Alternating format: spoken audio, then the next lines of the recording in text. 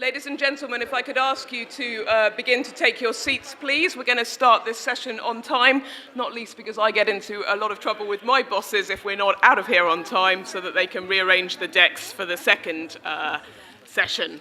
Welcome to the special session number 2. My name is Sarah Rain. I'm a consulting senior fellow in geopolitics and strategy with the IISS, and I'm delighted and honoured to be chairing this session today. I'm originally from the UK, and I know that the South Pacific is a region that has some pretty extensive experience in dealing with testing referendums past and also maybe to come, not least later this year, perhaps in Bougainville, PNG. But I'm hoping that the overlap in experiences with testing referendums as the UK struggle to deal with the results of its latest efforts isn't the only reason that ISS put me chairing the panel today. Now, we've heard a lot at this conference already about shifting balances of power and the responses and tensions to which these are naturally giving rise. Prime Minister Lee's speech last night was notably almost exclusively set in the framework of US-China tensions.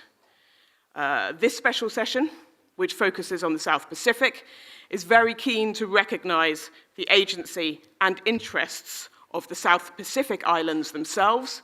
And for that reason, we're delighted to have with us Dame Meg Taylor, who I know will be keen to ensure the centrality of these interests and a broad discussion of the multiple aspects of security, not least the pretty existential human security questions around the impact of climate change.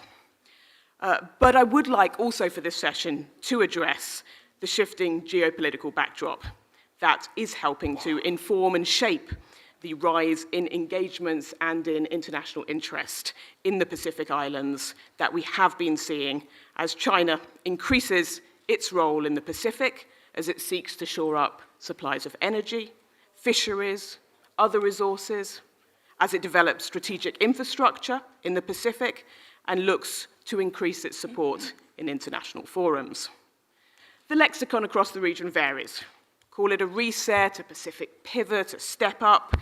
The bottom line is that many and varied international partners of the Pacific Islands have been notably increasing their activity and presence in the region in a variety of ways.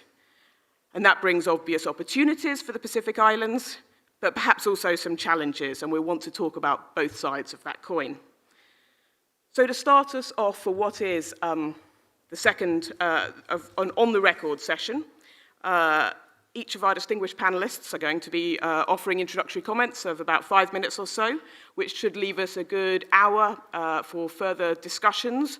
When it comes to the Q&A session, I am told that all you need to do is to raise your hand, but in order to get your microphone to turn on, you have to basically insert your card into the slot in front of you, and that should automatically trigger your microphone to work. If anyone wants to ask a question at the back of the room, we also have someone with a roving microphone for that.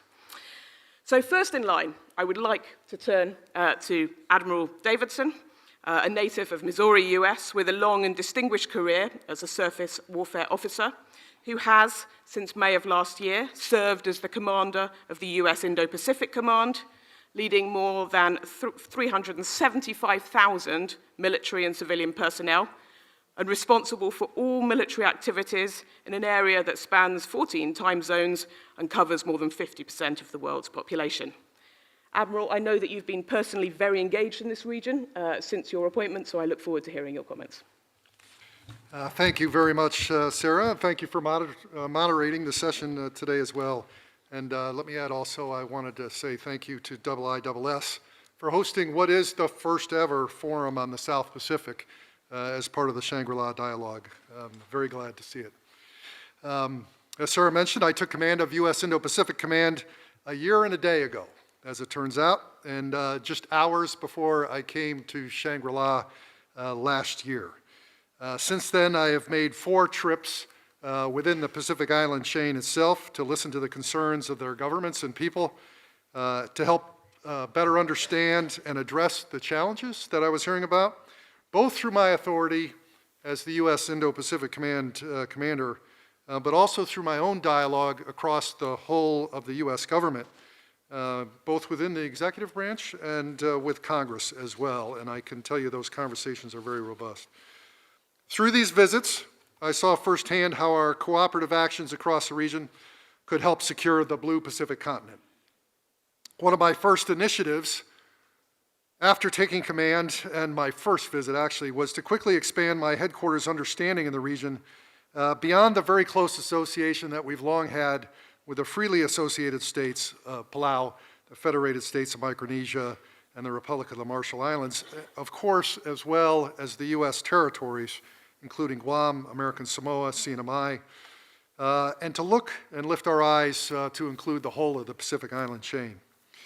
And our intent, working in the free and open construct that you heard the Secretary help describe this morning, is to build on our deep historic and cultural links to help meet challenges to our mutual security interests and values. I hope to create some synergy with the environment, the security and prosperity objectives of the expanded concept of security outlined in the Pacific Island Forum's 2018 Boy Declaration as well. I should make that clear up front. We, the United States, are coordinating with many countries, but keenly with nations like Australia, New Zealand, France, Japan, and the United Kingdom in this dialogue. This region is too important to do otherwise, and I think something that you should also note to the increased importance of the region to the U.S. government's understanding, as we have our first ever appointment to the National Security Council of a director for Oceania itself, Mr. Alex Gray. Today, our values continue to frame our relationships across the South Pacific, and we will build off of these values to invest strategically and culturally in the region. As Prime Minister Lee said last evening, America's history in the Pacific is long and rich, dating back to the 18th century. And we cannot forget that in World War II, Americans died across the South Pacific not to dominate it, but to liberate many of these islands and the people within it.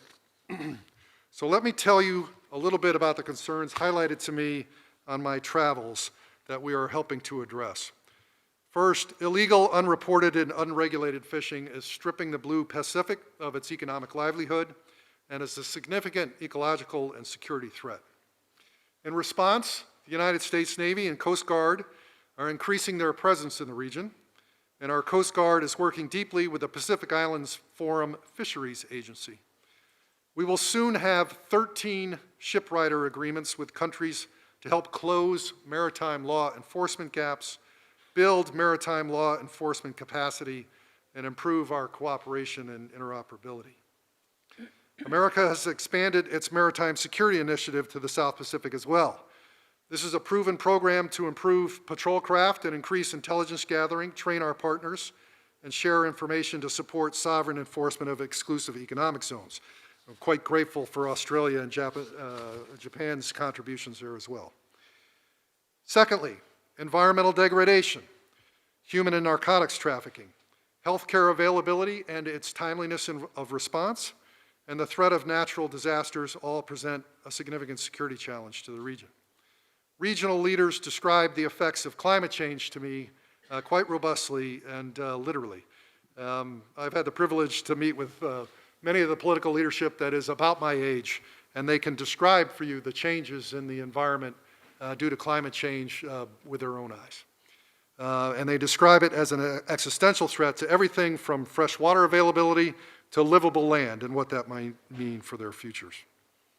In response, our government is integrating sustainable developmental assistance, law enforcement, diplomacy, science, technology, economics, and military operations and advice to support these Pacific Island states as well.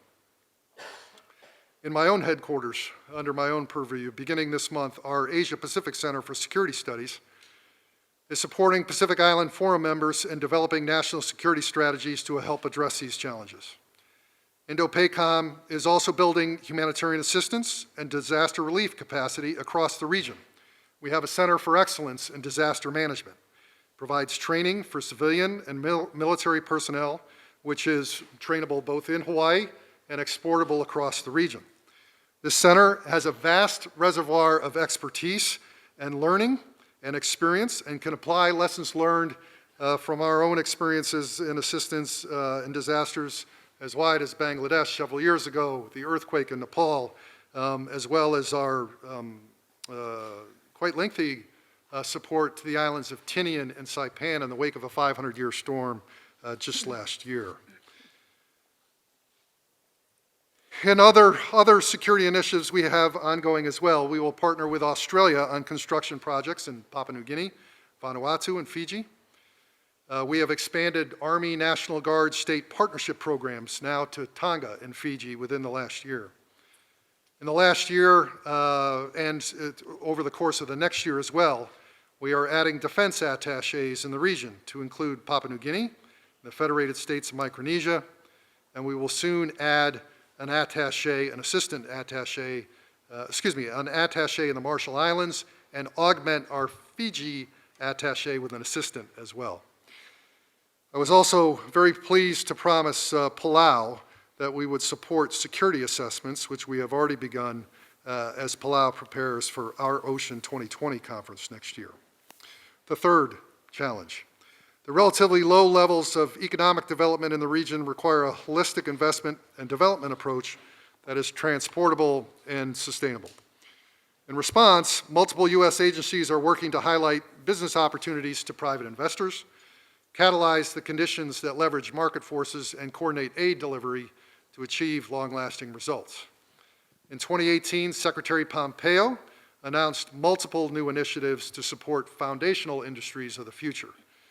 The U.S. government signed into law the Better Utilization of Infrastructure Leading to Development, or the BUILD Act, which will more than double the U.S. government's development finance capacity to some $60 billion to support U.S. private investment abroad, and it begins on 1 October of 2019.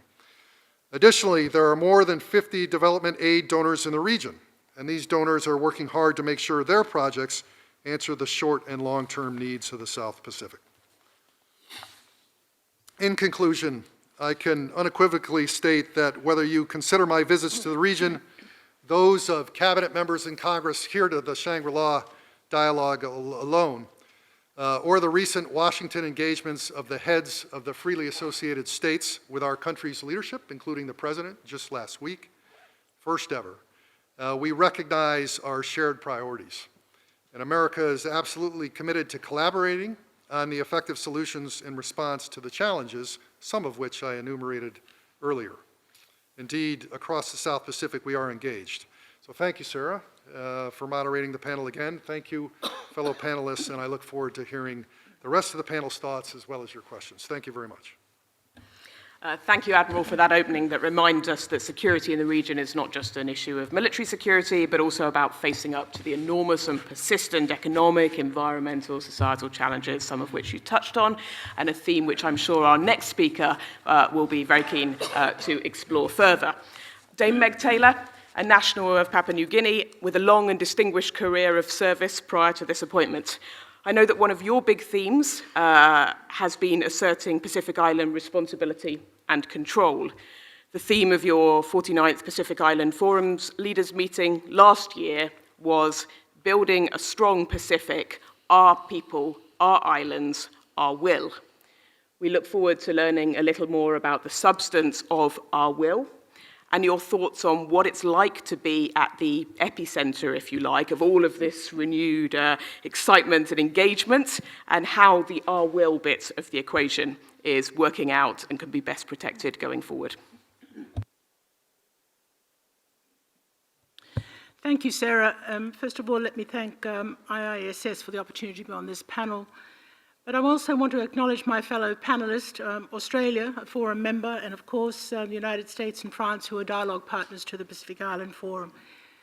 So, Your Excellencies, ladies and gentlemen, never before since World War II and the Cold War has our blue Pacific become so strategically relevant. Our region finds itself inextricably at the center of the current era of strategic competition due to our geography and the strategic value of our Pacific region.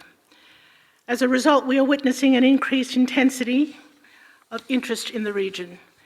This increased interest has significant implications for the collective political and development ambitions of the 18 members of the Pacific Islands Forum, which in turn is requiring us to take a closer look at who we are as a collective. Our 18 members, diverse in size, population and economy, from Papua New Guinea and Australia in the west, across the vast Pacific Ocean, with Fiji central, then to the Cook Islands, French Polynesia in the east, covering New Zealand in the south, all the way to Palau in the northwest and Marshall Islands in the northeast. Our combined exclusive economic zones covers approximately 25% of the Pacific Ocean. Notwithstanding this geographic spread and diversity, our members are bound by our collective narrative of the Blue Pacific, endorsed by our leaders in 2017. This narrative of the Blue Pacific is the core driver of collective action for advancing the Pacific Island Forum leaders' vision under the framework for Pacific regionalism. The Blue Pacific narrative recognises our strategic value as custodians of some of the world's richest biodiversity and marine and terrestrial resources. It also emphasises our collective stewardship of the Pacific Ocean to ensure peace, protect the dignity of our way of life, and secure the livelihood and well-being of all Pacific communities. We are witnessing an increased intensity of interest in our region from traditional and non-traditional partners alike. The region is becoming increasingly crowded and complex. This renewed interest is both multi-party and multidimensional, with sometimes simultaneous elements of cooperative and competitive behaviours. This can be a challenge and an opportunity. For example, China's Belt and Road Initiative is broadening and deepening China's footprint in our region. The United States and Japan have renewed their interest and engagement through their respective Indo-Pacific strategies. The United Kingdom is undertaking its own re-engagement through strengthening their diplomatic presence in the Blue Pacific. The Republic of Korea, India, the United Arab Emirates, Norway, Russia, Indonesia and Chile, just to name a few, are also strengthening their engagement with the region. Whilst we encourage increased partnerships and engagement with our region, we remain mindful of the challenges in the contemporary context of partners promoting bilateral interests that in some cases may place pressure on our collective approach to security in the region and the values which underpin them. The members of the Pacific Island Forum aim to collectively address regional challenges and harness opportunities to promote a region of peace, harmony, social inclusion and prosperity so that all Pacific people can lead free, healthy and productive lives. Our collective actions and policy making in support of this vision are guided by an agreed set of regional values. We embrace good governance, democratic values, human rights and the rule of law. In particular, we support and recognise the importance of rules-based order founded on the UN multilateral system. Indeed, the international recognition of our maritime boundaries is of most importance to our continued security and well-being. At the same time, we treasure the diversity of our cultural heritage and seek a future in which our cultures, traditions and religious beliefs are valued, honoured and developed. Forum leaders have made it clear that they place great value on open and genuine relationships and inclusive, enduring partnerships within our region and beyond. A friends to all is commonly accepted, while some have made a more formal commitment to this principle through their non-aligned status. In 2018, Forum leaders endorsed the Boe Declaration on Regional Security. It is a call for stronger and cohesive regional security cooperation and coordination through the assertion of our collective will and collective voice as peoples and as custodians of an ocean continent. The Boe Declaration recognises that climate change remains the single greatest threat to the livelihoods, security and well-being of the peoples of the Pacific. Further, it adopts an expanded concept of security emphasising human security, environmental and resource security, transnational crime and cybercrime. On climate change, as I have outlined, it is the single greatest threat we face. It already impacts our people's health, well-being, food security and economies. We all know we are not doing enough to address it. A temperature rise of over 1.5 degrees Celsius would result in catastrophic impacts. The Pacific is on the front line and current efforts to address carbon emissions are insufficient. Whilst the Pacific remains uniquely vulnerable, there is no longer any doubt that we are all threatened by the climate emergency. After more than 10 years of Pacific advocacy, the security implications of climate change have become increasingly recognised by UN members. We now need to see an appropriate institutional response from the UN system and member countries. My hope is by securitizing the climate emergency, it will deliver or catalyse the urgent global action needed to avert an unprecedented ecological disaster.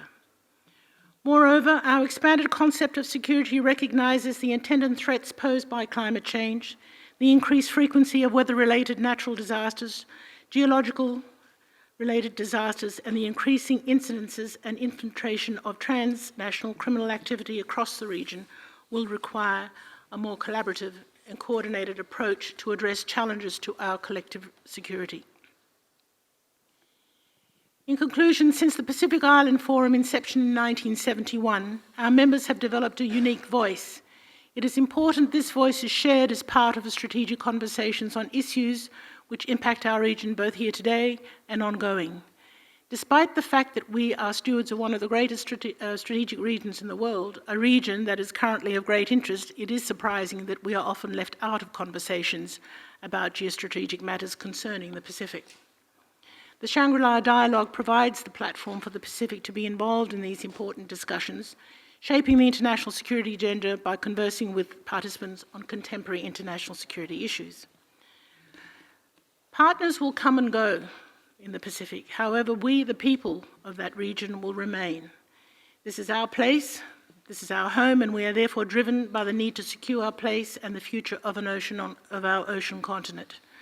For me, as the Secretary-General of the Pacific Island Forum, my main focus is ensuring our 18 member countries act collectively to address regional challenges and harness our strengths and opportunities.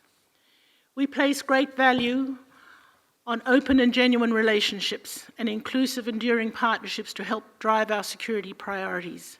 I believe all participating countries and partners attending the Shangri-La Dialogue all value a region of peace, security and prosperity for all, and that should put us in good stead for furthering security, cooperation, ensuring a safe future for our peoples. Thank you. Dame Meg, thank you very much indeed for that very clear assessment of both the opportunities and the challenges brought by the international interest in the Pacific Islands, in particular against the geostrategic backdrop that you so clearly elucidated at the outset of your talk. We turn now to Francis Adamson, who as Secretary leads Australia's Department for Foreign Affairs and Trade, and whose previous positions include acting as an international advisor to former Prime Minister Turnbull and Australian ambassador to China, and who is speaking, I believe, the day before Prime Minister Morrison is due in the Solomon Islands in what I think is his second visit to the region as Prime Minister. So tell us, please, how things look from your perspective, and perhaps, if I'm allowed the cheap shot, how discussions on climate change will go tomorrow. Thanks very much indeed, Sarah. And can I too acknowledge my fellow panellists. It's great to be sitting on a panel, if I might say so. I think this panel's probably unique, isn't it, for the Shangri-La Dialogue? No, I mean, first time on the South Pacific, but having 4 women and 1 man, there can't be too many other panels where that is the case. So I simply acknowledge that, but I think it's a good thing, not least because across the Pacific, actually, across the blue Pacific continent, women are doing amazing things in all countries of the region. So delighted to be here with Dame Meg. I should say though, I think I misled you last night, Dame Meg, when I said we were talking about the panel, how does it work, all the rest of it, and I said, look, there'll be about probably 30 to 40 people. And I think I sort of underestimated. I think there'd be 30 to 40 Australians, New Zealanders and people from the region, but the fact that there is broader interest, I think, is something that you welcome and we all welcome.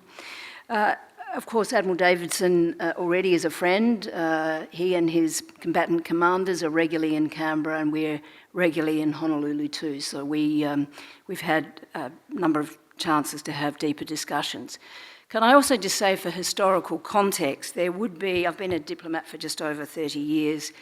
For a number of those decades at least, we would not have found ourselves, France and Australia, sitting together on a panel, almost embracing each other, as doubtless we will do as we talk about a region of shared interest to us. And I mention that because in many respects that shows again that the times, they are a-changing.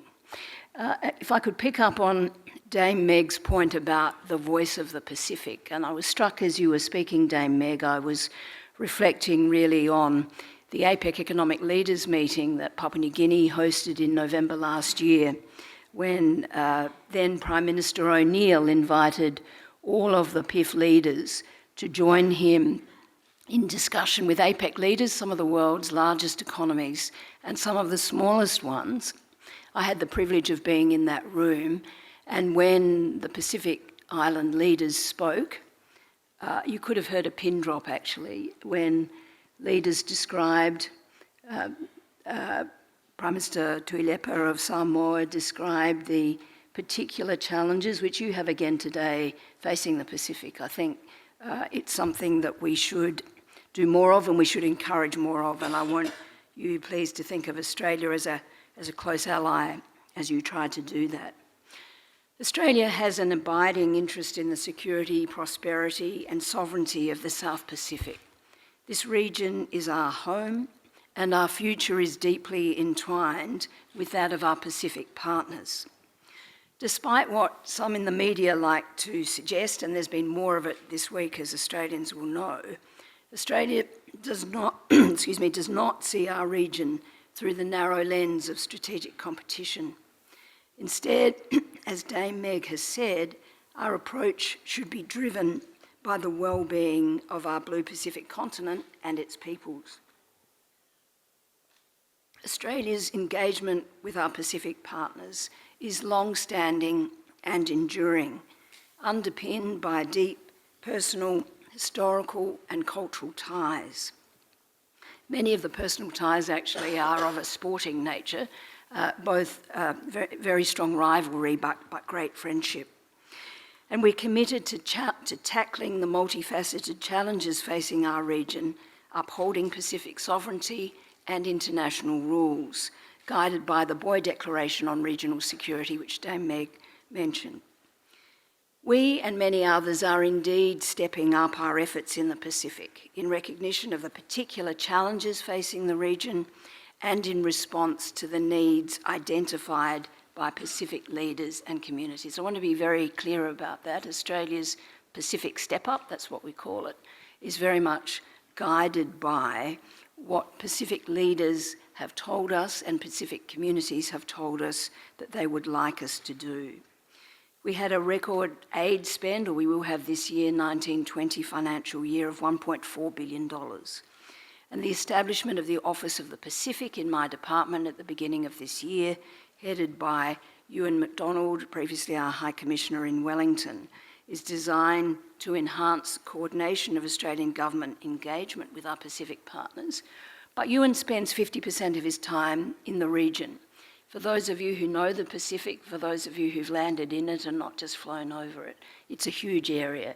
And for us to be working effectively, we need not only to have diplomatic representation in 14 countries, as we now do, but we will soon be the only country to be represented diplomatically in all PIF countries, adding another 5 diplomatic posts. Our primary driver, because the Pacific is where we live, is to promote stability, security and prosperity. We're determined to do what we can in close partnership with our Pacific neighbours and regionally through the Pacific Islands Forum. And of course it's in our national interest to do so. But our efforts are not driven by geostrategic competition, but by the very real and unique needs facing our region. And they include safeguarding some of the largest maritime exclusive economic zones in the world, almost 40 times as large as their total land area, which are vital to Pacific Island countries' food security, economic development and culture. Addressing the impacts of climate change, including exacerbated vulnerabilities to natural disasters, and tackling the significant infrastructure, health and human development needs across the region, building resilience and delivering prosperity for Pacific peoples. An era of greater global attention on the South Pacific brings much needed opportunities for Pacific Island countries, and Dame Meg acknowledged that too. As the region's major development partner, providing, and here I can quote, I know there are colleagues here from the Lowy Institute, so we rely absolutely on your statistics, but I think we've provided around 45% of all aid to the Pacific since 2011. And we're committed to greater cooperation and coordination with other partners, that means all other partners, to maximise these opportunities for the Pacific and to ensure we offer Pacific countries high quality and sustainable development options. As a Pacific country, Australia shares the responsibilities and challenges of building a region that is secure, strategically stable economically, and sovereign politically. To this end, we welcome all investment that supports sustainable development in line with the priorities and ambitions of Pacific countries, is delivered transparently, and does not impose heavy debt burdens. And finally, we underscore the commitment of all Pacific Island Forum members to a shared responsibility for securing our Blue Pacific, by the Pacific, for the Pacific. Thank you. Secretary Adamson, thank you very much indeed for that. Lastly, we turn now, we're honoured to have Alice Guiton, the Director General for International Relations and Strategy at the French Ministry of the Armed Forces. We heard this morning, of course, an excellent speech from your Defence Minister, Florence Parly, how France is part of this region with territories, peoples, and similarly vast economic, exclusive economic zones and all the responsibilities that goes with this. And I would actually commend to you all the recently released strategy of France for the Indo-Pacific strategy, which I spent my lunchtime scanning, which includes an outline of commitments on environmental security and the curation of the global commons. So, Madame Guiton, we look forward to learning from your thoughts. Well, thank you very much, Sarah, and I'm extremely happy to be part of this panel, and especially because we started addressing a number of challenges and tensions, and when I look at this panel, I see friends, partners, increased cooperation, perspective of promising areas of common work, so this is really encouraging as a message that we can convey to the whole audience here. Coming back to the issue at hand, the South Pacific region is indeed facing a very complex security challenges because of many things. First of all, it's challenging geography, insularity, the vastness of maritime domains bordered and crossed by the Pacific Ring of Fire. Secondly, of course, limited resources and capacities, including for France, to cover challenging sovereign spaces. And thirdly, the strong impact of climate change in the area, and I can only concur with everything that has been said before. So we are, France, a nation of the South Pacific, and perhaps let me illustrate it very quickly. Our security commitments in the South Pacific rely on French armed forces, permanently based in the region, in New Caledonia and in French Polynesia. They represent today 3,000 military personnel from Army, Navy, and Air Force. They operate 7 ships and 16 aircrafts, but above all, we have those overseas territories, New Caledonia, Wallis et Futuna, French Polynesia, and Clipperton. And they are home of nearly 550,000 citizens, and they provide for more than 65% of France's total exclusive economic zone. So indeed, we are a nation of the South Pacific, and we share the same concerns as all of Oceania's countries. We have strong cultural and historical ties with the region, but also a long-standing experience of usual regional threats and risks that will remain and are likely to increase.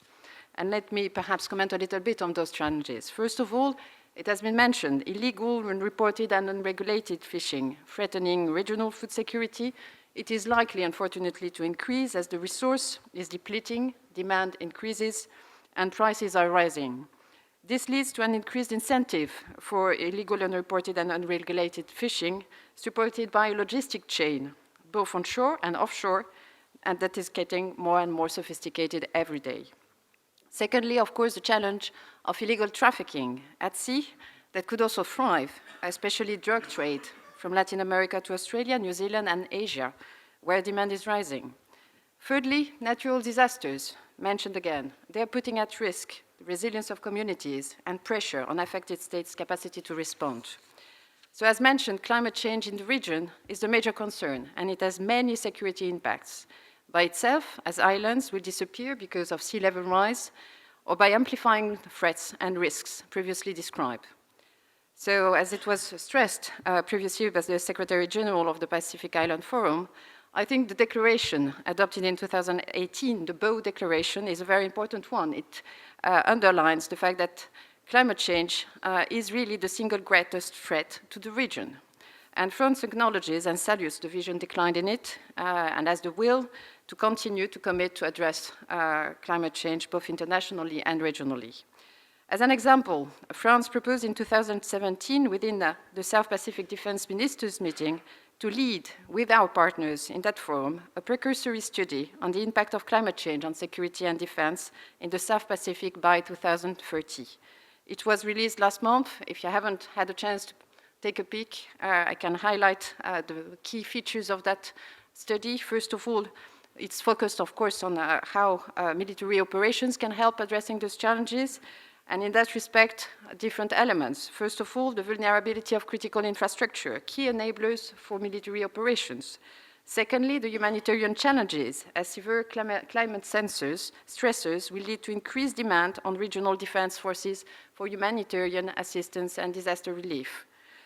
Thirdly, the need for increased surveillance of maritime zones, as maritime threats and risks are likely to become more complex due to climate change. So there are a number of recommendations provided in that study, and let me outline perhaps the key ones. First, the need to raise awareness and foster research initiatives. Secondly, the need to refine measurement of the infrastructure at risk and share best practices on vulnerability assessment.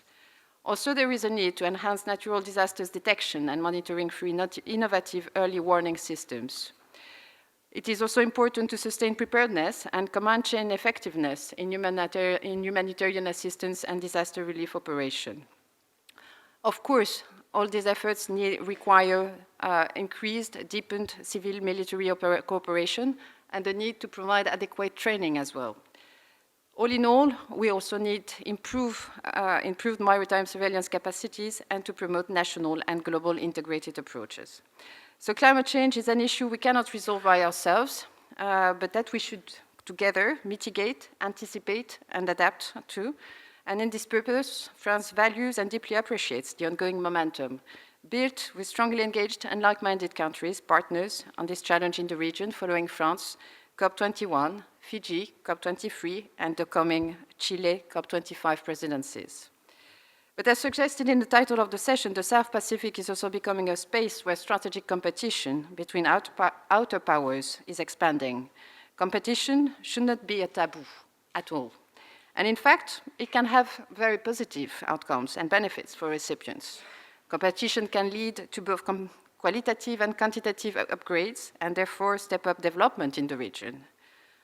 But of course, to be fully efficient, competition still have to follow basic cooperation principles.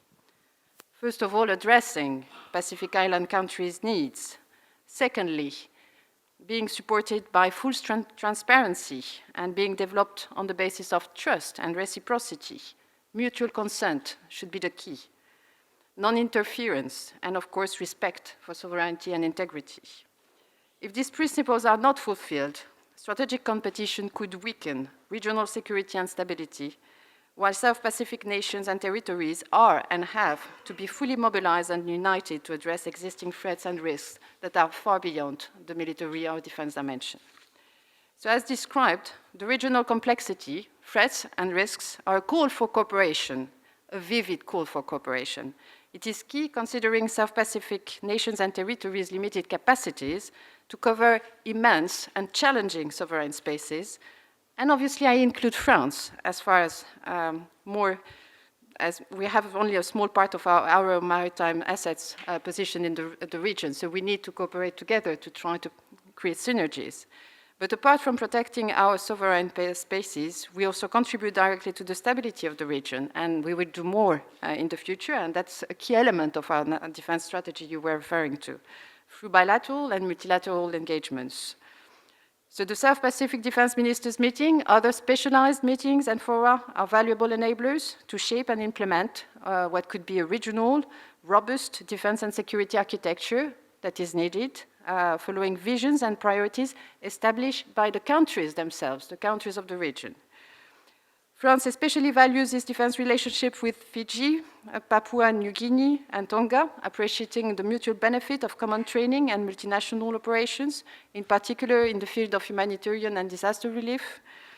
Natural disasters, of course, will remain a pillar of operational regional commitments of France as well, under the France Agreement, a coordination scheme with Australia and New Zealand, and it is also showcased with French-led exercise Croix du Sud, organized in New Caledonia every 2 years, gathering all defense forces of the South Pacific and partners having interest in the region. So in a coordinated manner with regional most capable partners, and namely Australia, I can only recognize the depth of our cooperation today, New Zealand as well, and of course the United States of America. We support the Pacific Island countries by integrating their security needs and priorities into our policies. Such coordination covers a wide scope of actions: mutual training, interoperability, capacity building exercises, emergency operations, maritime security. So more broadly, what we're trying to do today is also to try to get our European partners more involved in the region, supporting the efforts to stabilize the different challenges and address the concerns raising. Thank you. There's a wide array of issues on the table. We have 45 minutes, so without further ado, if you raise your hands, I will do my best to take groups of questions at a time. You have the instructions in front of you on how to do it. We'll start with Ben Bland over there, and we'll take a first 3 questions, 4 questions, and we'll move back to the panel. Thank you.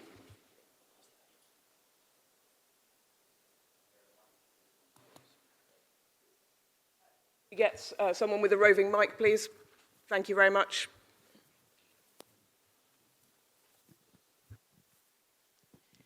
Thank you. Ben Bland from the Lowy Institute in Australia. My question is for Admiral Richardson. How damaging would it be... Admiral Davidson. How damaging would my question be if I get your name wrong, firstly? Secondly, how damaging do you think it would be to US interests if the Solomon Islands or other of Taiwan's diplomatic allies were to switch sides? And as a follow-up question to that, how much longer do you expect that they can resist the advances of the People's Republic of China, especially given so many other countries in the world, including the US and other major Western powers, have switched allegiance over 40 years ago? Gordon Flake. Thank you. For the whole panel, one, I was very impressed with Secretary Adamson's description of it as the blue Pacific continent, of Australia's longstanding role, increased U.S. attention and role, and of course, a kind of broader mandate on a whole range of issues from climate change, et cetera. The question I have is, would you welcome or like to see an expanded role from other countries? You know, we know that France has the second largest EEZ in the region, so they can claim themselves to be a Pacific power in that regard. But what about Korea, ASEAN, Indonesia? I know that Vietnam recently has expressed a desire to be more active in the South Pacific, India. And so I'd clearly like to see your views on broader involvement in a region which is largely seen as a sub-regional problem or issue. Thank you very much, Josh. Thank you. A question particularly for Admiral Davidson, but also perhaps for the others, which is, what's your assessment of long-term Chinese aspirations for basing or other sorts of military facilities in the South Pacific? And what do you assess the consequences of such a development to be for US and allied freedom of maneuver in the region? Question, the lady in the corner. Thank you. My question is, I have 2 questions. First is to Admiral Davidson. You oversee operations both in the Indian Ocean region and the Pacific. My question is, there's a quad, there's a Pacific Quad in the South Pacific region which is functioning. Everyone knows the story about the Quad in the Indian Ocean region. Do you think that the Indian Ocean region Quad perhaps needs a more purpose-driven agenda to shed its history, or do you think the Indian Ocean region is so entangled in emerging geopolitics for an arrangement like this to work, because China is present and interested in both areas, South Pacific and the Indian Ocean region? My second question is both to Admiral Davidson and to Secretary Taylor. how do you maintain the balance between holistic development of islands, which is central to your security, with that of development entangled with the question of strategic outposts, access points, bases for leading powers, especially the powers assisting with development, are the ones looking for strategic advantages and power projection? Thank you. Thank you very much. Admiral, you're a man in demand, so I'll let you kick off. But I wonder if, as well as asking the panel to address Gordon Flake's question, I could ask for comments, certainly from Australia, on the Chinese prospects of Chinese military basing. That has clear strategic implications if China were to go ahead with Vanuatu or some of the rumoured interests there. But we'll start with you, Admiral. Thank you. To your question about the Solomon Islands and Taiwan, I think the principles and concepts that the Secretary laid out this morning are quite applicable here. The concern is the coercive approach in which China is taking to attempt to force the Solomon Islands into switching their recognition. That's certainly not the objective of our free and open Pacific vision, nor is it in alignment with the principles that that free and open vision has laid out. So thank you. On basing in the region, and I'd be interested to hear everyone else's concerns. China has made it quite plain that their long-term ambition is to lead the international order. And while in the very near term, they continue to articulate their immediate concerns in the terms of their first island chain, I think they're thinking much more robustly than that. And bases in Djibouti, their ambition for bases elsewhere in the Indian Ocean region, I think speak to the concern that we should all have in the Pacific island chain as well. On the Quad. Thank you for the question. I think at the heart of what the Secretary talked about this morning was the idea that a free and open approach to the region would include partners of all kinds that want to work towards that end. That includes multilateral formations, bilateral formations, trilateral, all the variations that we have there. Absolutely welcome the kind of work that the Quad can get accomplished, but it's not an exclusive party. Interested in all kinds of approaches. Thanks. Dame Taylor, I'll let the Admiral off the fourth question on expanded roles for other countries and ask if your comments on that and any observations at all, discussions that go on around Chinese basing long-term interests there. Well, I think expanded roles for other countries in the region is welcomed if it meets the needs of what our member states want. It's often, I think, there's an interest by parties that come into the region that they can do something for us, but it may not be aligned to what the members of the Pacific Island Forum prioritize. So it's very important for a prioritized agenda within the Pacific. And right now, we've just had the UN Secretary General with us visiting 2 weeks ago, and the great focus is on the climate issue. And I can't, it's interesting, people hear this word or the discussion around it, and then they just put it aside, thinking it's for more vulnerable countries. This is really important in the Pacific, that if our member states can't survive because of climatic impact, then what's the world going to do about it? So when others want to come into the region, we want to know what are they going to do to align themselves to our agenda, not we align ourselves to their agenda. Now with the question with regard to increased installations, is it military bases? There's been discussion already that Australia and the United States are looking to set up a base in Manus Island in Papua New Guinea. There was an inference or a suggestion that this is what China's intent was in Vanuatu. I think that we've got to be prepared for all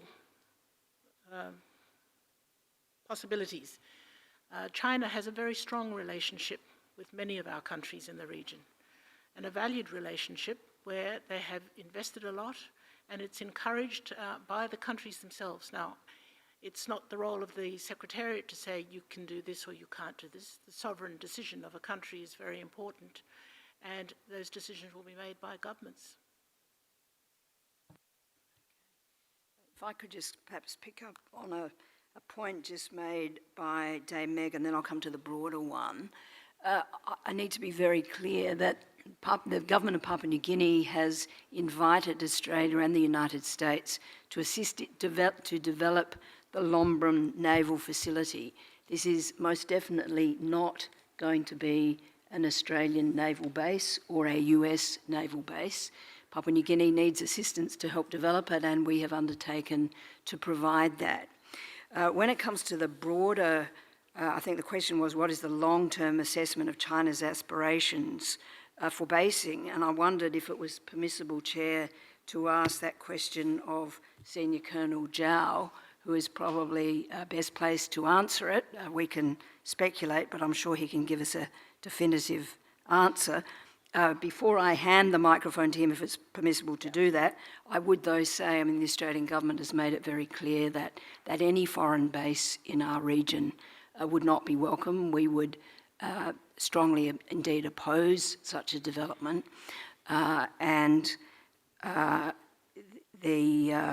it would have an obvious negative impact on Australia's strategic circumstances, and we believe the strategic circumstances of the region. But that could come from anywhere. It's not as a country-specific comment, but as the country-specific question, should we hand to Senior Colonel Zhao? Senior Colonel, if you're comfortable with that, then we would be delighted to hear your comments. Thank you very much.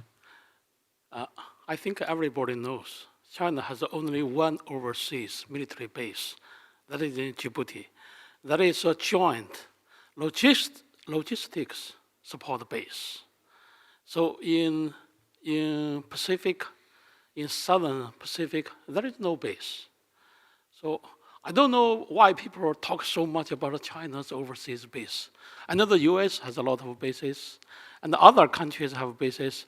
Why people blame so much about China? China has no base in this area. Thank you.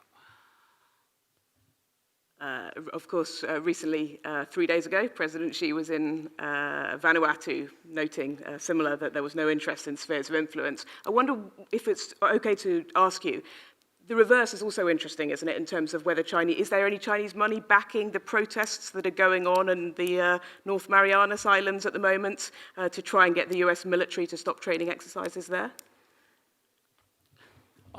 I think everybody knows China has invested so much in the southern part of Pacific Ocean, but only economically, commercially.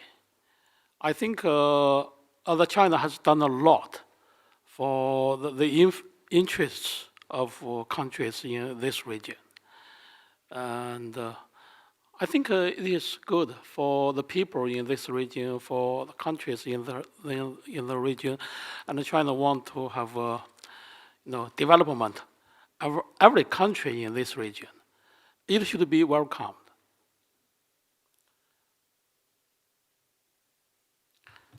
Perhaps very quickly on two questions. The first one regarding potential alignment. I would argue very strongly, as my minister said this morning, that there is in fact a need to preserve and safeguard sovereignty and of course autonomy of all countries across the world based on international law. And that means that indeed there shouldn't be any situation whereby countries should be put in a situation to choose between different partners, different collaborations, but win-win solutions that would be based on multilateralism and on joint endeavors.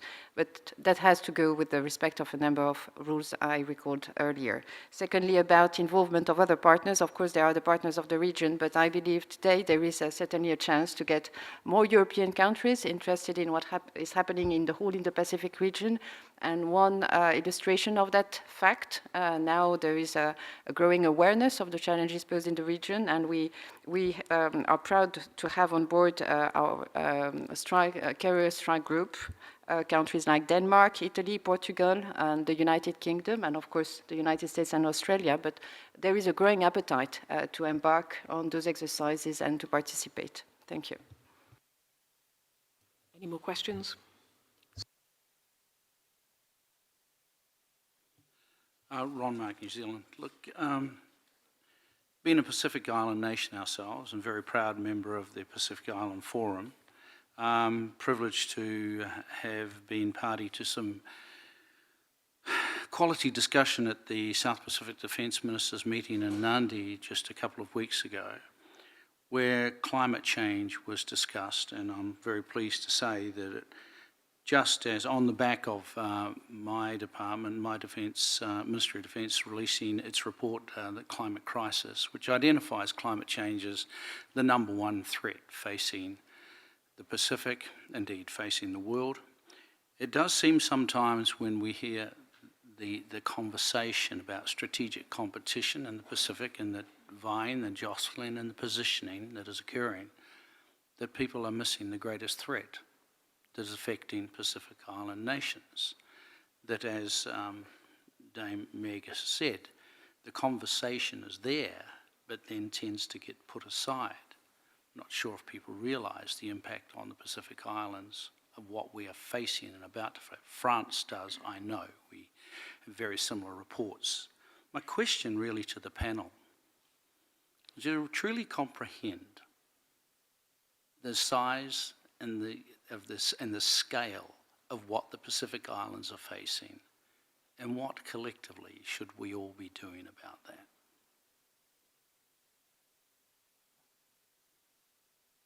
Minister Mark, thank you very much indeed for that sobering reminder. We will move on to other questions, but we will make sure that that gets picked up in responses. Let's go round. Tēnā koe, Dame Meg, my question is for you.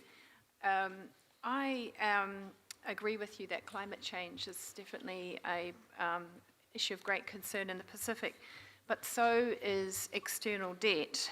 And Prime Minister Poiva of Tonga raised this issue in the lead up to the APEC meeting and was pleading with his fellow leaders in the Pacific to join him in speaking to China collectively about this issue.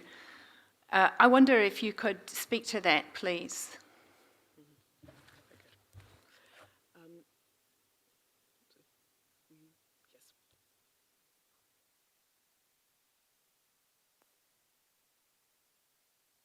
Microphone coming, if you just wait.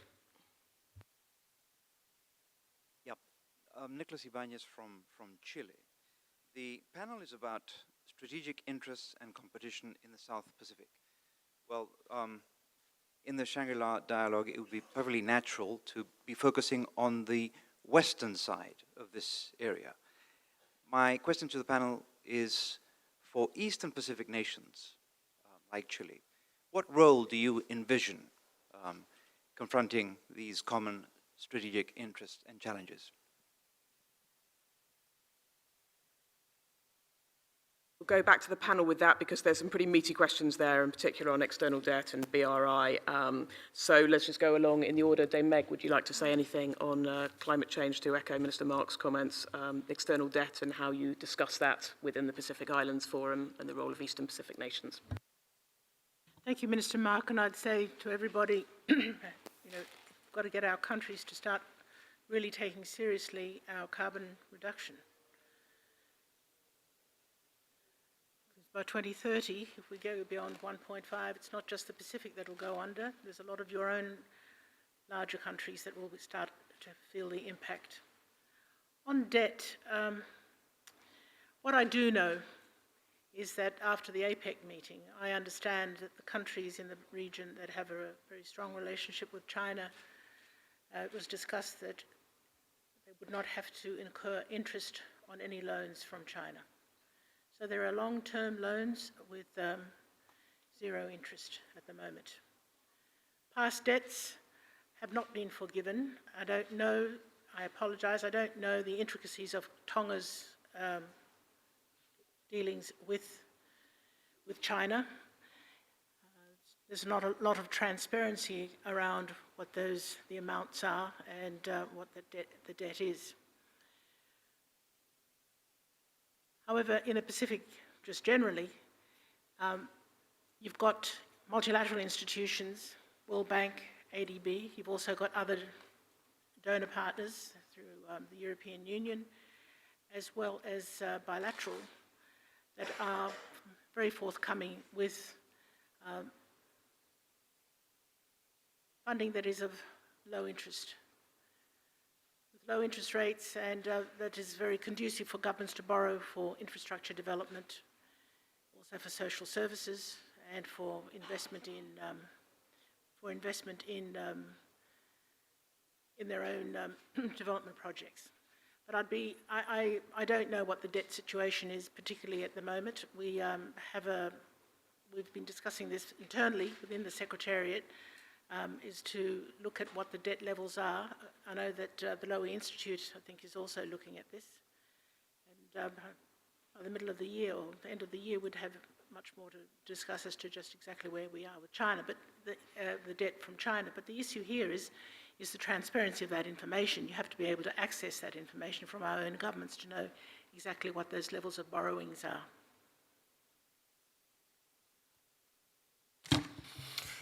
Thank you. If I could for just a second talk about the role of Eastern Pacific nations. Again, I have to go back to the Secretary's discussion this morning about a free and open Indo-Pacific. And certainly those nations on the eastern side of the Pacific, I think, have a role and are welcome there. If I pull it down just to the operational military level, there's a number of things that our nations cooperate on, beginning with the naval exercise RIMPAC. Certainly there's a humanitarian assistance disaster relief phase to that. There would be mechanisms in which to cooperate on humanitarian assistance, disaster relief training, initiatives, infrastructure that might help mitigate the effects of climate change for some. When we talk about Army Corps of Engineer deployments in the region, or Seabees, Red Horse squadrons from the Air Force, there might be some opportunity to do those collectively in a combined fashion, and would be most welcome, I think.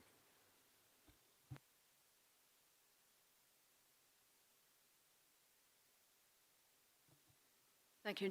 Just a further point on the Eastern Pacific, of course, Chile, Peru, well, Mexico also are members of the CPTPP. So, I mean, there are discussions around these things. I think the question's a really good one because there's a bit of a difference in weight, but there is work being done in that area. Could I just comment briefly, because you know, the climate change question has been trailed in front of me a couple of times.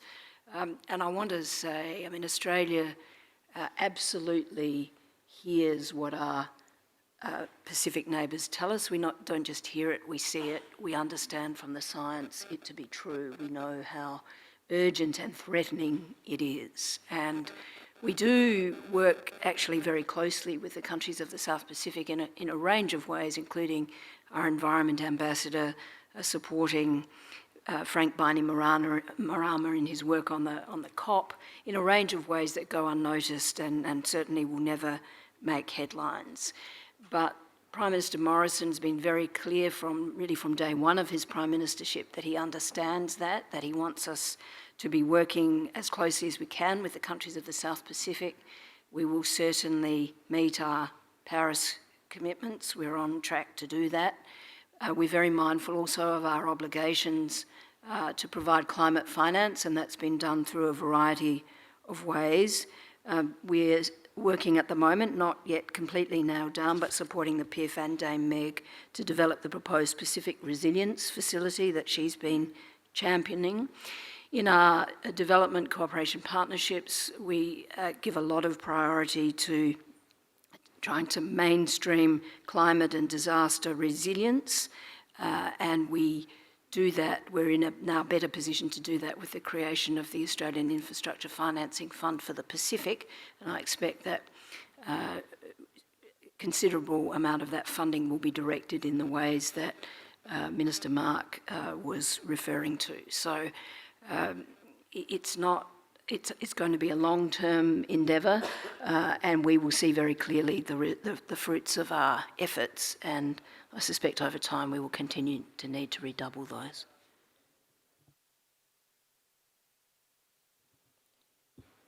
Just perhaps a word on the responses to climate change and the importance to address the impact as quickly as possible. France has, of course, argued very strongly the need to develop global multilateral answers and commitments that would indeed create obligations and responsibilities for all states and also other actors involved in the situation. And probably the South Pacific region, as one of the most affected by the impact of climate change, need to, of course, be in a position to speak up and use all the different forums, existing forums, where there is increased cooperation to try to get the message through. And we support, obviously, as I said, the upcoming presidencies, including Chile, who will have to play a major role in that respect and can rely on France to be supported in its endeavors. I think there is an important part of the response that has to do also with supporting the military infrastructures available to respond and to any natural disaster, any crisis that may arise, and make sure that despite the big distances that exist, we can deploy quickly, rapidly, and make sure that assistance is provided in an efficient manner. And we can certainly improve the way we deliver support and assistance. We can be very innovative in the way we approach this issue, and synergies among partners should be built. And I think, indeed, increased interoperability between our forces and joint exercises can pave the way to further cooperation. Thank you. More questions? Gentleman in front of me.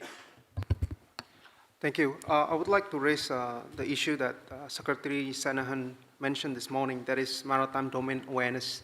We know that maritime domain awareness is a critical gap in the capabilities of most South Pacific nations. So external players have provided capacity building in this area for quite a long time. But my question is, there is also a risk that capacity building assistance by external powers or players might generate excessive dependence of Pacific Island nations to these players. So my question is, how do you take steps in order to balance, on the one hand, building capacity for these nations, and on the other hand, building their independence as well in order to pursue their own maritime interests and objectives? Thank you. I see a hand go up in the corner there. Thank you, sir. Good afternoon. I'm Admiral Davidson. I'm the Chief of Defense from Fiji. If we look at there's a screen that they show outside, and they show red dots on the conflict areas around the world. And if you look at the area that we are talking about now in the South Pacific, where we have 18 countries, you see that it's nice and clear and there's no red dot over there. Fighting comes usually because you compete. And if I use the analogy of the elephant that has been told, you can't afford to fight in our region, you can't afford to make love in our region also. We die. We are the grass, and we are really small grass. But I make a statement that there is room for everybody in our part of the world. As long as you go through, you don't fight, and don't make love in our region, we'd be okay. The competition, in my view, is seen differently from the countries in the South Pacific. I see it differently as the head of the military. What we have in Fiji, as far as all the big powers are concerned, for me is cooperation rather than competition. It's a matter of the countries, the small countries in our part of the world, to understand their need and stay there, really. It becomes a competition if they make it a competition and play the game between the powers over there. But I believe that there are three major powers that are in competition in our part of the world. Of course, US, but US has been in the Pacific all this time. China also is he's been there, and as we've heard, he's a very loyal friend to some of us. The third competitor is climate change. And of the three, climate change is winning. Climate change exerts the most influence, if you like, on the countries in our part of the world. If there is any competition to do, it is competing against climate change. And that fight is a little bit out of our hands. It is in the hands of the bigger countries that want to come in and play a big part in our part of the world. I just want to make that statement. Thank you. Thank you. Two questions, if I may. So to build off of the question about maritime domain awareness, given the scales involved in the Pacific for these big ocean nations, capacity building efforts and joint patrol and ship riders, these are all necessary but insufficient, especially as IUU fishing becomes a bigger and bigger problem in the decades ahead, driven by resource scarcity and climate change. So I wonder what technologies, tools, legal mechanisms the panel sees in the future that will be necessary to grapple with this challenge. And second, Admiral Davidson, it'll soon be time to begin renegotiating the compacts of free association, first with Palau, then with the Marshall Islands and the Federated States of Micronesia. So I wonder if you could speak a little bit to the role that you see the compacts playing, both for the national interests of the U.S., but also for the freely associated states themselves. Thank you. I just wanted to pick up on Dame Meg's reference to securitizing climate change. Dame Meg, whether not belittling in any way the gravity of the challenge that climate change faces Pacific Island nations, but whether a securitizing lens may in some sense risk inflating the geopolitical lens through which the Pacific is viewed. Is there a risk through that approach? Noting, for example, that Australia has now recently combined the portfolios of aid with defense. Is there a similar risk that in attempting to get the attention of the world, that actually you end up perpetuating the very problem that you are trying to avoid? I think then I will go back to the panel, what will probably be concluding remarks. There's plenty on the table, so any responses to the questions you've heard and also to anything else that your other fellow panelists have raised. Alice Guiton, can we start with you, please? Well, thank you very much. I think it's important when we deliver capacity building assistance to make sure that it is done with the full consent and ownership of the countries concerned. There shouldn't be the vehicle for further dependencies, and indeed this should be high up on the agenda of the international community when such capacity building projects are carried out. Then regarding the mix between military approaches and civilian approaches, development approaches, I think that we cannot afford missing part of the equation. It has to be a holistic approach to address, including the challenges of climate change, but also the economic challenges and defense and security challenges. So the global approach to all these issues, trying to establish a continuum between security and development has to be completely taken into account. But all of that will only be possible if indeed there is a certain degree of resilience both at social level, at the level of the public opinions, the citizens, and at the level of the government, to a different kind of approaches. Strategic competition is one at the level of states, but there may be also asymmetric ways of trying to fragilize the societies, and that should also be a matter of concern, and we should be lucid about that. Thank you. I wonder, before I hand over to you, Secretary Adamson, whether I can insert one question. Actually, I hear a lot on the panel about a lot of consensus, a desire to cooperate from all different perspectives. I wonder if you can also talk about how that cooperation is going and what are the impediments, maybe, to streamlining some of that cooperation. And Dame Meg, how it feels from your perspective with relatively limited resources to deal with all of this huge attention you're getting, what you would like to see in terms of greater streamlining, and what would be more helpful, what would be helpful to you? Thanks for that question, Sarah, because it actually brings back a question I think that was asked earlier about the extent to which interest from further outside the region is welcome.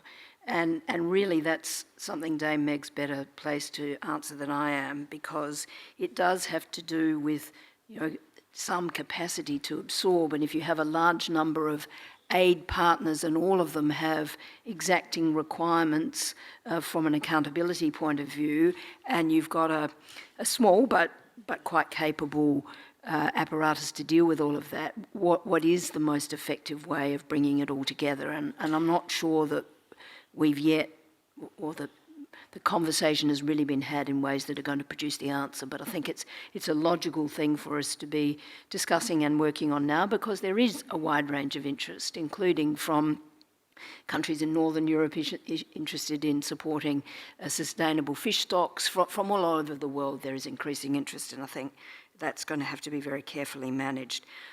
I just wanted to, as a sort of final point, I think there has been a lot of agreement too, but just so there's no misunderstanding, Ewan, it's not a question of combining defence and foreign affairs portfolios.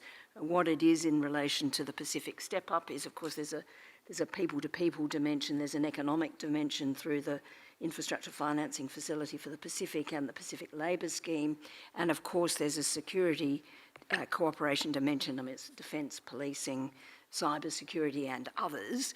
Now, the Department of Defence and my department work very closely together across a whole range of areas, but one of the things we don't want to do either is overwhelm, and the Department of Defence has quite an active program through the Guardian-class patrol boats and a range of other things as well. So it's partly to sort of coordinate it smoothly to make sure that what we're doing in a very joined-up way, and that's what the Prime Minister's asked Minister Alex Hawke to do. Admiral, passing to you, and I'm going to slip in one more question since we have the time. We heard yesterday Prime Minister Lee also talk about, please don't make us choose. And I wonder what your response to that would be.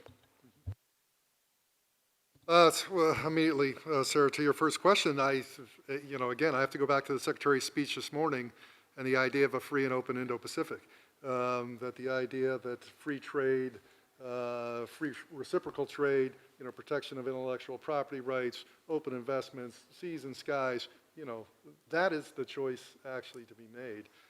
And we welcome everybody that's willing to live by those rules. That includes China as well. If I could make a couple of remarks, I'm going to lump together a little bit of the MDA discussion with the climate change discussion. These are not necessarily military challenges alone. Certainly, I think there's a governmental role, a non-governmental role, a private role, a business role, an international role for some of these things. On the MDA side, certainly there are technologies and capabilities that we can lend. I do believe that they need to be economically sustainable and also operationally sustainable for the countries that are there. I do think of some military technologies, satellite and other, that if there was international agreement for a wider installation of AIS installations in fishing vessels, fish factories, things like that, that might enhance the situational awareness for those that are monitoring their EEZ. But of course, response assets in the case of violations have to be viable. We think those things, we think about those things quite extensively, and I know we talk about it with Australia, Japan, and others in the region to make sure that we're there. I would say the same goes for climate change. And when I talk about the potential for Indo-Pacific Command to assist, clearly humanitarian assistance, disaster relief response is treating a near-term symptom and not really a long-term strategy. But I do think that long-term strategy could be served by advancing the international dialogue and agreements there. I would hope that the kind of infrastructure development that the region needs has this in its long-term mind. And when I think about some of the casinos and other things that are going in, it makes me wonder whether People are thinking about climate change as a core security concern and are addressing it in the near term, and whether they're getting the partnerships to fulfill that. Lastly, two additional points to Admiral Napoto. Fiji was one of the first visits I did after I came to command, and as his comments are quite wise, so I thank you for your comments, Admiral, very much. Lastly, on the compact agreement, yeah, it's true, 2023 and 2024, the economic vehicles transition to a different methodology. We have begun a discussion across the whole of the USG whether those economic vehicles continue to be viable or whether they should be extended by some other means. That doesn't mean the security aspects or the rest of the agreements expire, but the economic portion of it, I think, is important and is due discussion across the USG. Thank you. Dame Meg, over to you. Thank you, Sarah. Just on the securitizing of climate, I think you've got a very good point there, and I have to admit I hadn't thought it through all the way. But the leaders of the Pacific are adamant that they want this to be raised at Security Council in the UN, that climate is a security issue. So that's where we stand at the moment, really to get the attention of the world that something has to happen. Whether it would complicate strategic interests in the region, I think that's I think, particularly when you raised the fact that Australia had defence and one other ministry together. What was the other ministry, sorry? Oh, okay. So it's not quite right, so we won't go there. But thank you for raising that. There was also some discussion here about just how funding that comes into the region is spent.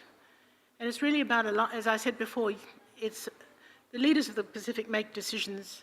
That communique is utilised by those of us who run the regional organisations.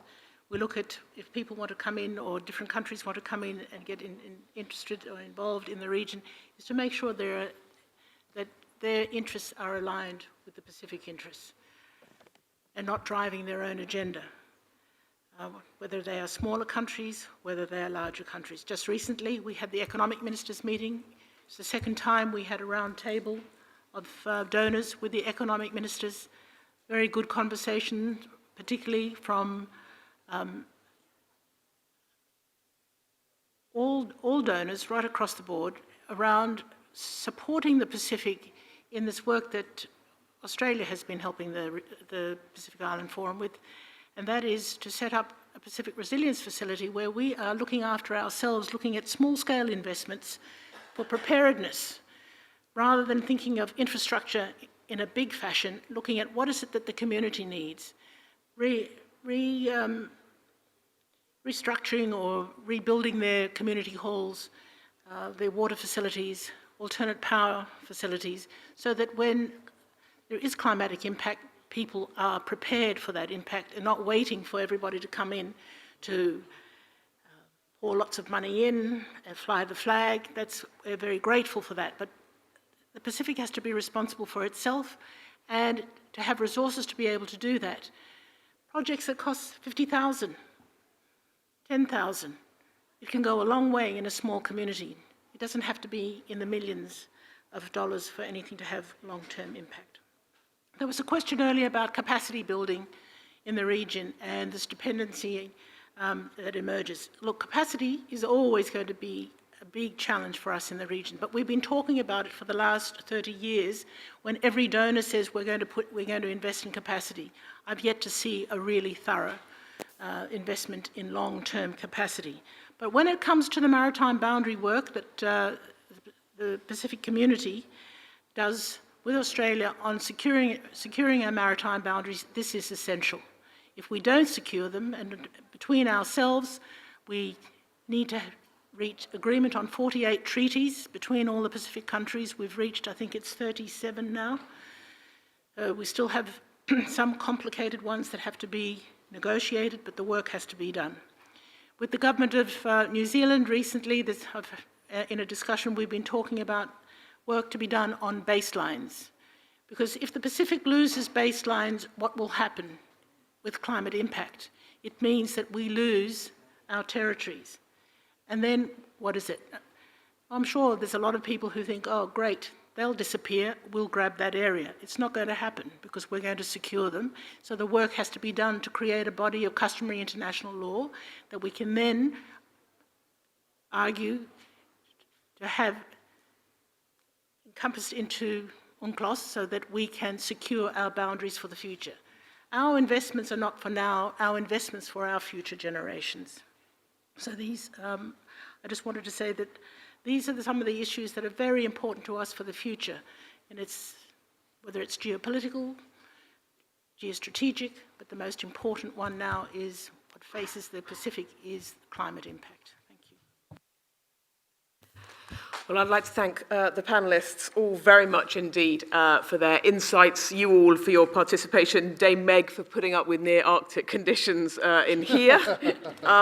It's been useful to discuss the immediate and pressing security concerns of the Pacific Island region, but also, and the role obviously of key partners in contributing to those, but also some airing of the backdrop of what is evidently growing strategic anxiety, if you like, in the region. So thank you all very much indeed for your participation.